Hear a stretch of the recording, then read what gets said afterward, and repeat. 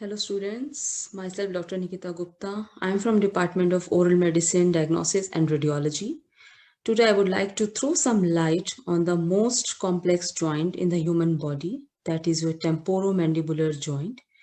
Because of its complexity and involvement in various activities, it needs to be understood precisely and the various disorders related to which needs to be addressed in a proper manner.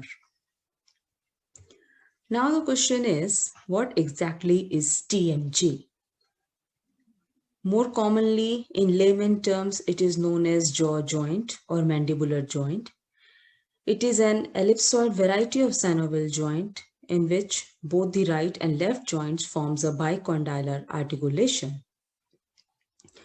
It is formed by articulation of mandible and the temporal bone of cranium. And if we talk about the position of the TMJ, it is located anterior to the tragus of the ear on both the sides. Like other synovial joints, the common features of this joint is it has fibrous capsule, it has synovial membrane and fluid, and it has tough adjacent ligaments.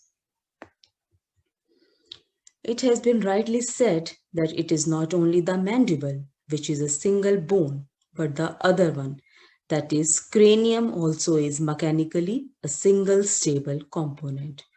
Hence, it is more precisely called as craniomandibular articulation. Now, if we have a look on the general structures of TMJ, we have bones, we have cartilage, and we have muscles of mastication, which joins the TMJ and aids in movement of the TMJ.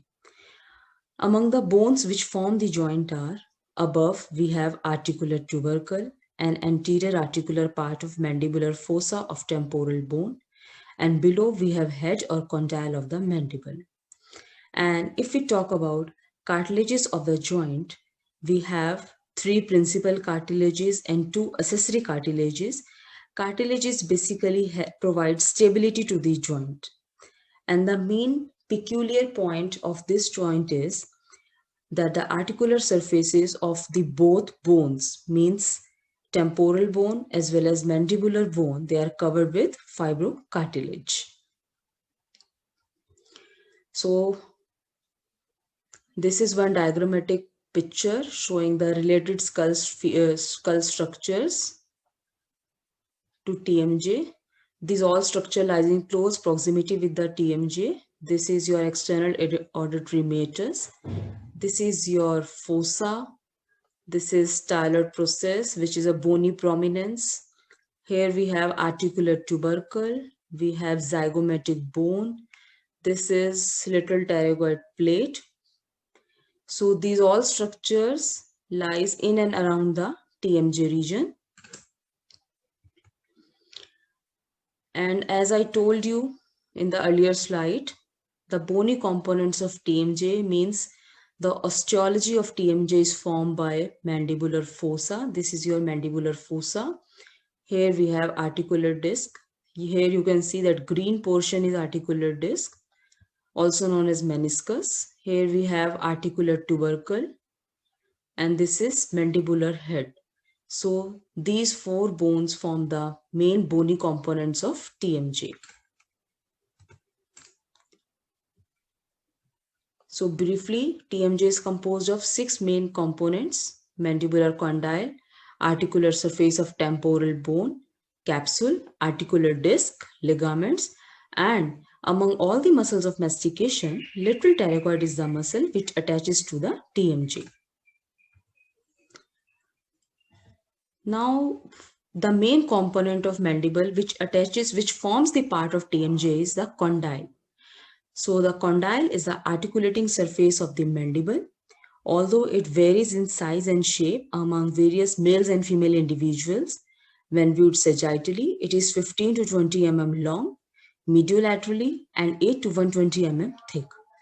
Its articular surface is strongly convex in its anterior-posterior direction and slightly convex medial-laterally. And it has two poles, medial pole as well as lateral poles. Now there is a capsule and articular disc. Capsule is a fibrous membrane that surrounds a joint and incorporates articular eminence. Articular disc is a fibrous extension of the capsule in between the two bones of the joint. As I told you, articular disc divides a joint into two compartments, upper compartment, lower compartment. Upper compartment is known as meniscotemporal, lower compartment is known as meniscomandibular. So basically, articular disc is biconcave in structure and it attaches to the condyle medially and laterally. It is a saddle-shaped structure. As you can see in this figure, this is a biconcave structure. It has three zones: posterior zone, intermediate zone, anterior zone. And the extension of posterior zone is known as retrodiscal tissue, which is a highly innervated tissue. You can see in this picture that the articular disc varies in thickness in its different part and is thickest a little behind its center. There are two relatively thick regions, anterior and the posterior band. So the main function of articular disc is it provides cushioning effect to the TMJ. It acts as a shock absorber. It provides lubrication to the joint. It provides nourishment and joint stability. Now, if we talk about ligaments of TMJ, there are three functional ligaments, that is collateral, temporomandibular, capsular. There are two accessory ligaments, sphenomandibular and the stylomandibular. Ligaments helps in joint stability. Capsular ligament is a thin, inelastic fibrous connective tissue envelope that attaches to the margins of the articular surface. Means, as the name suggests, capsular means it surrounds the TMJ region. Then we have principal ligament, that is temporomandibular ligament. This is lateral temporomandibular ligament. It lies lateral to the capsule and it is very difficult to dissect both the ligaments. Means it is very difficult to dissect capsular ligament from the temporomandibular ligament. Then we have accessory ligaments, stylomandibular, sphenomandibular. Stylomandibular ligament separates the infratemporal region anterior from the parotid region posterior and runs from the styloid process to the angle of the mandible. Sphenomandibular ligament, it runs from the spine of the sphenoid bone to the lingual of the mandible. You can see in this picture, this is stylomandibular ligament extending from the bony prominence known as styloid process to the angle of the mandible. Sphenomandibular extending from spinous sphenoid and attaches to the mandible. Now, since TMJ is playing so many functions, so obviously it should have some good innervation, means it should have good sensory supply, nerve supply, as well as good vascular supply. So sensory innervation of TMJ is provided by mandibular branch of trigeminal nerve, means there are auriculotemporal and mesenteric branches of the mandibular branch of trigeminal nerve. And arterial blood supply, main principal artery which supplies the TMJ is external carotid artery, and its predominant branch, the superficial temporal branch, supplies the TMJ. Other branches of external carotid artery, namely the deep auricular artery, anterior tympanic artery, ascending pharyngeal artery, and maxillary artery, they contribute to the arterial innervation of the joint. Now, what are the movements which are usually done by the TMJ? Movements permitted at the mandible are protrusion, retraction, depression, and there are elevation and side-to-side chewing movements of the mandible. As I told you, there are two compartments, meniscotemporal, meniscomandibular. Meniscotemporal compartment permits translatory or gliding movements in protrusion, retraction, and chewing. Meniscomandibular compartment means the lower compartment. It allows rotation around two independent axes. So basically, there are two major motions of the TMJ, that is rotation and translation. As you can see in this picture, there are two positions. One is closed, one is open position. In closed position means TMJ is in resting state. There is minimal muscular activity. Condyles are in their neutral position. However, teeth are slightly separated. On the other hand, this is open position in which when there is movement of the TMJ, there is movement of the condyle and there is separation of the teeth. Along with that, there is muscular activity as well. Now, what are the muscles of mastication? Obviously, when TMJ is helping in movements, there should be some muscle attached to it. So, among the muscles of mastication, we have two categories: jaw elevators and jaw depressors. Jaw elevators means which helps in closing of the mouth. In this, we have temporalis, masseter, medial pterygoid, and along with these three muscles, we have superior belly of the lateral pterygoid, which usually gets activated with other elevators. Among the jaw depressors, which helps in opening the mouth, we have inferior belly of lateral pterygoid, anterior digastric, genioid muscle, and the mylohyoid muscles. As you can see in this picture, the muscular activity which helps in depression of the jaw. Now we have one major muscle which is also known as fan-shaped muscles, which occupies a major part of the muscles of mastication. This is called temporalis. It has origin from inferior temporal line, as you can see here, and insertion on the coronoid process of the mandible. Its action is to elevate the mandible, it maintains closure at rest, and it manipulates mandible during mastication. The most important point to be noted here is that there are the posterior fibers of temporalis. They are the only retractors of the mandible. Only posterior fibers act as retractors, otherwise they helps in elevation. Now is masseter muscle, which is quadrilateral in shape. You can see in this picture the shape of this muscle. This is quadrilateral shape. It has origin from zygomatic arch. It has insertion on angle and ramus of the mandible. Action is it elevates mandible in closing, it manipulates mandibular position for chewing, and it helps in forward movement of the mandible. So basically, this is a jaw elevator muscle. Then we have medial pterygoid. You can see in this figure, this is your medial pterygoid muscle. Origin is from medial surface of pterygoid bone. Insertion is on medial mandibular surface near angle and inner surface of mandibular ramus. Here, you can see in this picture, action is to elevate the mandible.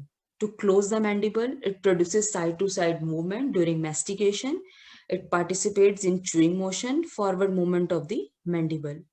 If it functions unilaterally, it helps in lateral motion to contralateral side. Then we have one very important muscle. This is lateral pterygoid, which attaches to the TMJ region. It has two heads, superior head, inferior head. Superior head arises from the infratemporal surface of sphenoid bone. This is the diagram showing. Inferior head arises from lateral surface of lateral pterygoid plate. Insertion is on superior condylar head and articular disc. Inferior is the neck of the condyle. Action of inferior lateral pterygoid is it protrudes the mandible, provides anterior sliding of mandible during jaw opening, that is depress.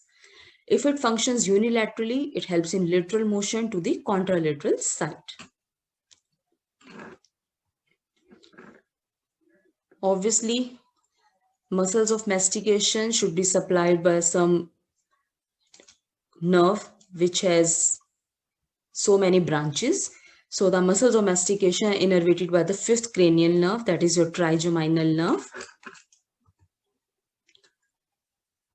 So TMJ, till now we have seen that TMJ is made up of so many components. It is composed of bony component, cartilage. It is composed of muscles of mastication are also there. So TMJ disorders are categorized into three variants. One is your myofascial pain, which mainly involves the muscles of mastication, and it is strongly associated with psychological stress.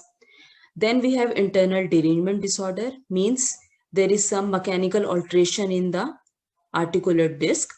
So these are basically disc derangement disorders with or without reduction.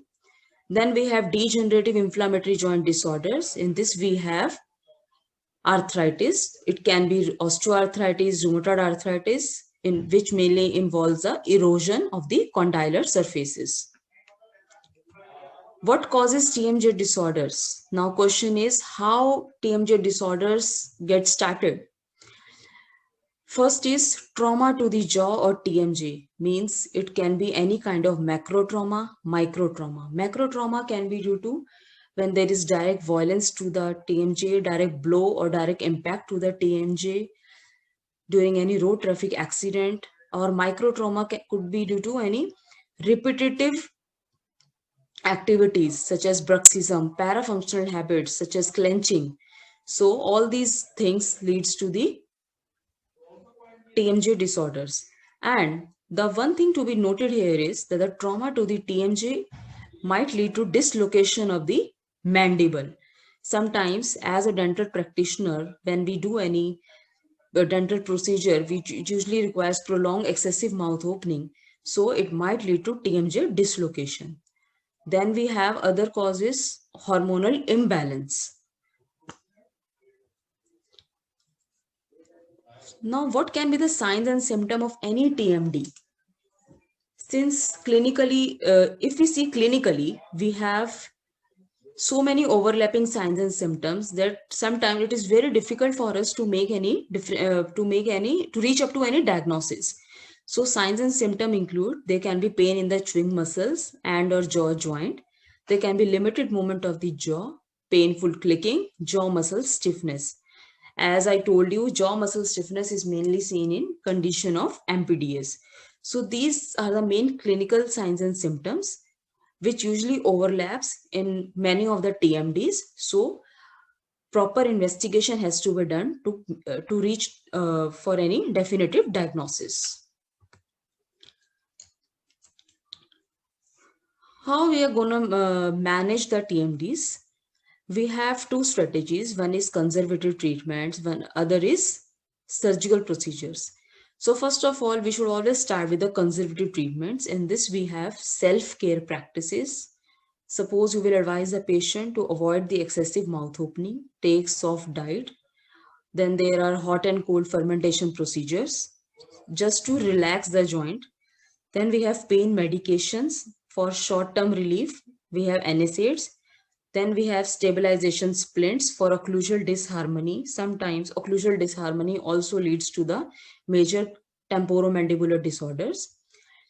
If all these conservative treatment do not respond properly, then we have some surgical procedures. Suppose if there is any alteration in the size of shape of the disc, position of the disc, shape of the condyle, then there are some surgical procedures like condylectomy, arthroplasty. These all are surgical procedures to be done in case of severe TMDs.